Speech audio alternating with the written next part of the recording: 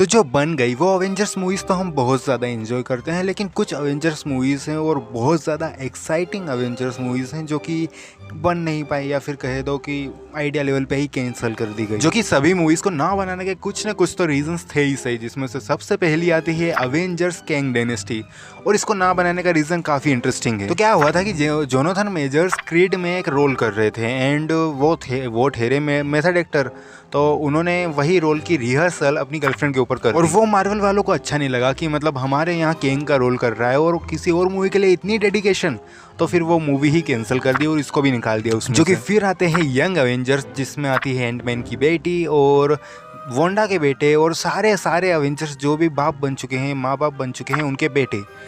और ये आइडिया अपने आप में धकेलाया था, इसलिए उन्होंने इस मूवी को कैंसिल कर दिया और इसको एक डिज्नी प्लस सीरीज के अंदर कन्वर्ट कर दिया, चैंपियन। फिर उसके बाद आती है वेस्ट कोस्ट अवेंजर्स। और वेस्ट कोस्ट अवेंजर्स की कहानी कुछ ऐसी है कि एक दिन होकाई को बड़ा लेफ्ट आउट सा फील हो रहा था उस टीम के अंदर कि यहाँ पर हल्क है जो ऐसा हरा हरा होकर कान फाड़ देता है लोगों की, आयरन मैन है जो गैजेट बना के उड़ जाता है, ब्लैक विडो है जो कि हॉट है, और फिर और कौन बच रहा है, अपना ये थोर है जो कि गॉड है।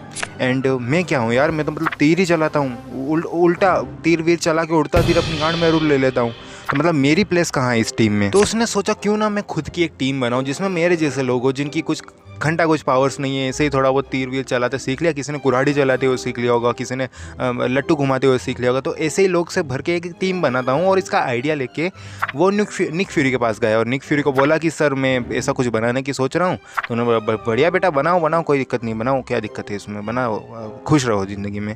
तो उसने बोला कि नाम क्या रख रहे हो वैसे इस टीम का, तो बोला कि सर वेस्ट कोस्ट अवेंजर्स। फिर निक फ्यूरी ने बोला कि देखो उड़ता तीर। तो फिर होकाई ने दूसरी तरफ देखा और निक फ्यूरी ने धीरे से सरिया निकाल के उसकी गांड में डाल दिया। और उस तरह फिर ये मूवी अगर टीम ही नहीं बन पाई तो फिर मतलब कैंसिल हो गई, हाथापाई हो गई उन दोनों के बीच में एंड इवेंचुअली मूवी कैंसिल हो गई। छोड़ो यार, बुरा हुआ भाई के साथ, आगे बढ़ते हैं। तो फिर आती है न्यू अवेंजर्स। और न्यू अवेंजर्स कुछ काफ़ी इंटरेस्टिंग और काफ़ी नीडेड मूवी थी जो कि हम सब अभी मांग रहे थे। जहां न्यू अवेंजर्स कुछ ऐसी मूवी होती जहां हमें अवेंजर्स की टीम से री इंट्रोड्यूस करवाया जाता आफ्टर एंड गेम, जो कि एंड गेम और इन्फिनिटी वॉर में तो पूरा समाज ही अवेंजर्स बन गया था। पर वहां तक हमें पता था एज ऑफ अल्ट्रॉन के बाद कि हाँ, कोर अवेंजर्स की टीम कौन कौन सी है। तो जो कि अवेंजर्स एंड गेम के बाद पूरी टीम बिखर गई थी, तो न्यू अवेंजर्स हम एक नई कोर टीम के साथ इंट्रोड्यूस करवाती और उनके नए हेडक्वार्टर्स के साथ इंट्रोड्यूस करवाती और फेमिलियर करवाती कि हाँ, अब तुम इनकी तरफ लुकअप कर सकते हो जब डॉक्टर डूम आए या फिर जब सीक्रेट वॉर्स हो, जो कि मच नीडेड थी क्योंकि अभी हमें पता ही नहीं है कि अवेंजर्स कौन है, अवेंजर्स का हेडक्वार्टर क्या है, और ये सारी भसड़ हमें डायरेक्टली डूम्सडे के अंदर पता चलेगी।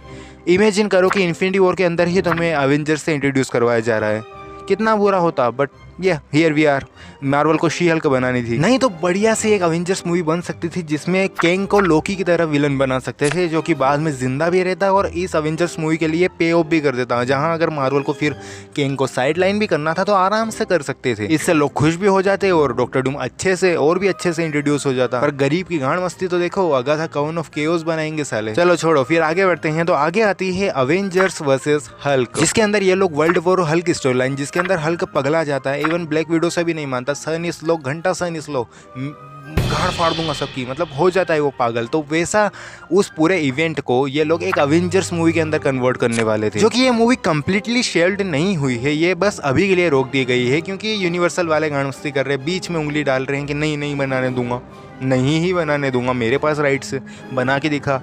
तो बस वो उसमें अटकी हुई है मूवी, वरना बन जाएगी in future, this is possible. सोचो पूरी एक मूवी बस हल्क का बोराया हुआ वर्जन और उसको फेस कर रहे हैं अवेंजर्स। भाई क्या क्या एक्शन, मजा भाई, ऑर्गेज़म आ जाए। फिर आती है अवेंजर्स अकेडमी, जिसके अंदर टोनी स्टार्क जितने भी अवेंजर्स के बच्चे हैं जिनके पास पावर्स है उनको ट्रेन करता है, उनको सिखाता है कि उनके पावर्स का यूज़ कैसे करना है एंड थिंग्स लाइक दैट। जो कि आइडिया इंटरेस्टिंग तो लग रहा है, पर मार्वल के पास से शी हल्क और एक और ये सारे प्रोजेक्ट्स देखने के बाद मेरा भरोसा नहीं है इस प्रोजेक्ट के ऊपर। ये अनदर टाइम पास जो मीडियोकर एस प्रोजेक्ट लग रहा है, जिसके अंदर बहुत ही, इवन टोनी स्टार्क की इज्जत नीलाम हो जाती। तो अच्छा हुआ ये नहीं ही बनी। और सबसे आखिरी कैंसल्ड अवेंजर्स मूवी है अल्टीमेट अवेंजर्स, जो कि आयरन मैन के रिलीज होने से पहले और मार्वल सिनेमैटिक यूनिवर्स के स्टार्ट होने से पहले मार्वल एक एनिमेशन और लाइव एक्शन हाइब्रिड मूवी बनाने को सोच रहा था, जिसके अंदर अल्टीमेट यूनिवर्स के एनिमेटेड कैरेक्टर्स इंटरेक्ट करते लाइव अवेंजर्स की टीम से एंड एक किसी बिगर थ्रेट को हराते। एंड हाँ,